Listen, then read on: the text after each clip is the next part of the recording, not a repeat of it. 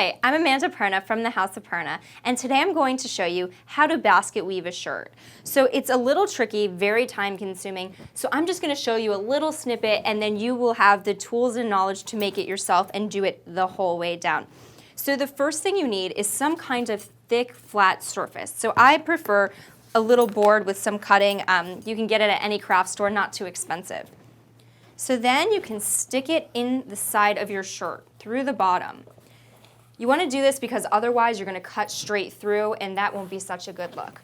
So what I'm going to do for this shirt is I'm just going to do a little section. However, if I was doing this and had a lot of time on my hands, I would do it from the top to the bottom all the way down.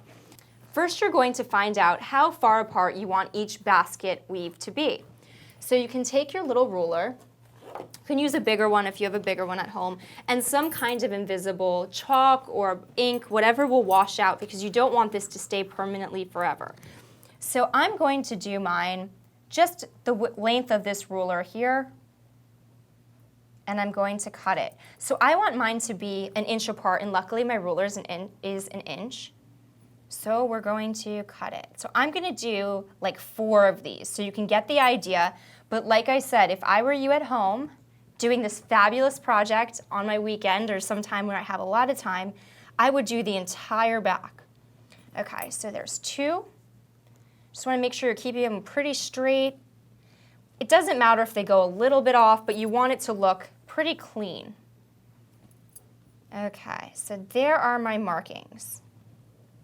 Okay, so now what I'm going to do is take my handy dandy rotary cutter. You could use a box cutter or scissors if you want, but I think the benefit of using a rotary cutter or a box cutter is you get a clean edge, whereas if you're using scissors, it could be a little bit more jagged.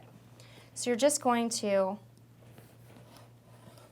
cut like this. And make sure you don't put your hand on the blade. I made that mistake earlier, not too fun. And you're just going to cut straight lines, keep it as close to your marking as possible. Okay, so now you have your horizontal part of the weave. So now we want to get the vertical. If you were to make this a shorter crop top or something, you could use the rest of this fabric. You could really use any other kind of fabric, ribbon, whatever you want, you can do. So I want this to be pretty clean looking, so I'm going to use a second of the same t-shirt. And for this part, what you're going to do is you're going to make strips. So you're going to want to keep these, once again, pretty even. So first, actually, let's just cut off the stitched edge because we don't need the stitching in any of our strips. It'll make it look inconsistent and not so clean. And just cut straight across. Okay, so now I'm going to take my ruler and I'm going to measure 1 inch. Well, like I said, this one isn't going to be so wide, so you don't need as much fabric. But if you were doing it the whole back, you would really want to cut up most of this shirt so you have enough to play with. If you want to be really precise, you could even like cut the fabric double wide and then stitch the edges so you have a clean finish. But I think it's kind of fun to keep it a little raw. So you have your first strip. So remember, if you're cutting 2, this is double, which is great. So I have double the fabric. Okay, once again, hold your fabric kind of steady. I would put your hand far away from the blade so you don't get cut. And that's it. So, and if you have a little bit attached still, just give it a little tug. First, we're going to take the scissors, and we're just going to separate it. This is a tubular knit, which means there's no seams, so you're going to have to virtually create your own seams. Okay, now we get our shirt back, because you're going to want to figure out exactly how much fabric you're going to need before you cut apart an entire shirt and waste the time.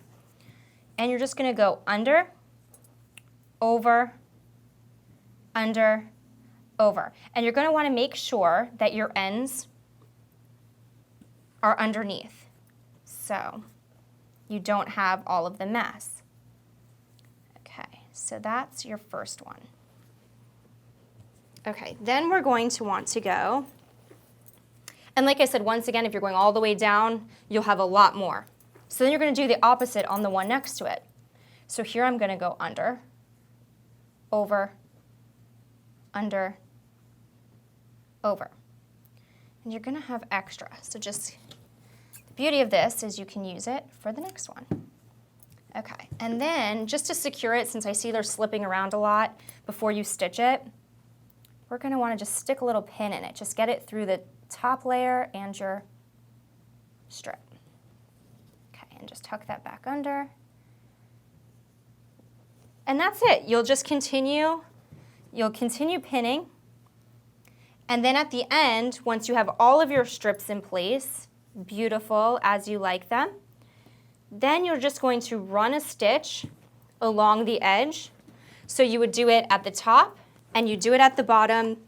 And if you really wanted to, you could secure it in the center, but I don't really think you need to because I think more of an open weave is really cool and shows a little bit of skin, so it makes it a little sexy but still classy. And there you have it. That's how you basket weave a shirt. I'm Amanda Perna from the House of Perna. Thanks for watching.